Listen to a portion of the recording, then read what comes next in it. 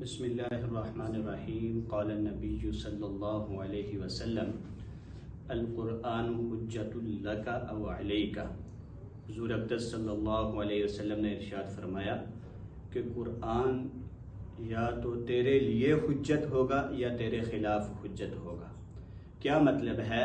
حدیث مبارکہ کا مطلب یہ ہے کہ اگر قرآن کے احکام کے مطابق زندگی گزارو گے، قرآن پر عمل کرو گے، تو یہ قرآن تمہارے لیے قیامت کے دن سفارشی ہوگا، حجت ہوگا، رب سے تمہاری سفارش کرے گا، اور یہ ایک ایسا سفارشی ہے کہ جس کی سفارش قبول کی جائے گی۔ اور اگر اس کے خلاف زندگی گزارو گے، اس کے احکامات پر عمل نہیں کرو گے، تو یہ قرآن تمہارے خلاف حجت ہو جائے گا۔ قیامت کے دن یہ کہے گا کہ اس بندے نے میرے احکام پر عمل نہیں کیا، اس نے میرے اوپر عمل نہیں کیا، اے اللہ آج میں اس بات کی سفارش کرتا ہوں کہ یہ سزا کا مستحق ہے اور اسے جہنم میں پہنچا دے۔ حضرت علی کیا فرماتے ہیں کہ حضرت علی رضی اللہ تعالیٰ عنہ فرماتے ہیں کہ جب کوئی بندہ قرآن مجید کی تلاوت کرتا ہے اور اس تلاوت کی وجہ سے اس بندے کے دل میں ایک سفید نقطہ پڑ جاتا ہے، جب وہ قرآن کی تلاوت کرتا رہتا ہے، اس کے معنی کو، اس کے مفہوم کو سمجھتا ہے، تو وہ نقطہ بڑھتا جاتا ہے، اور جب وہ ایک وقت ایسا آتا ہے کہ وہ نقطہ پورا سفید ہو کر اس کے دل پر چھا جاتا ہے، اور وہ ایمان کی نورانیت کا نقطہ ہے۔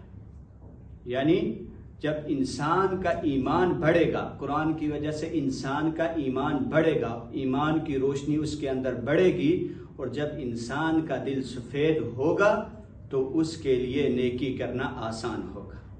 اور ایک جگہ کیا فرمایا حضرت علی نے؟ دوسری جگہ فرمایا کہ جب انسان قرآن کو چھوڑ دیتا ہے، اس کے احکامات کو چھوڑ دیتا ہے، اس پر عمل کرنا چھوڑ دیتا ہے، تو اس کے دل میں ایک سیاہ نقطہ لگتا ہے۔ پھر جوں وہ قرآن سے اعراض کرتا ہے، وہ نقطہ بڑھتا جاتا ہے، اور ایک وقت ایسا آتا ہے کہ وہ اس کا پورا دل سیاہ ہو جاتا ہے۔ پھر اس کا دل نیکی کی طرف نہیں لگتا، پھر وہ برائیوں کی دلدل میں پھنستا چلا جاتا ہے، پھر وہ پریشانیوں میں پھنستا چلا جاتا ہے، اس کو نکلنے کا حل نہیں ملتا۔ کامیابی کا راز صرف قرآن مجید کی تلاوت، قرآن کے احکامات پر عمل کرنا۔ آج دنیا میں جو انقلاب ہے وہ کیوں نہیں آ رہا؟ ایک اسلامی نظام، اسلامی انقلاب کیوں نہیں آ رہا؟ اس کی سب سے بڑی وجہ یہی ہے کہ ہم قرآن سے دور ہیں۔ ورنہ تاریخ آپ اٹھائیں اور آپ دیکھیں، جن لوگوں نے قرآن کے احکامات پر عمل کیا، انہوں نے دنیا پر انقلاب برپا کیا۔ تو ضرورت ہے اس انقلاب کے لانے کی کہ اگر انقلاب اسلامی لانا چاہتے ہیں تو قرآن کے احکامات پر عمل کرنا ہوگا۔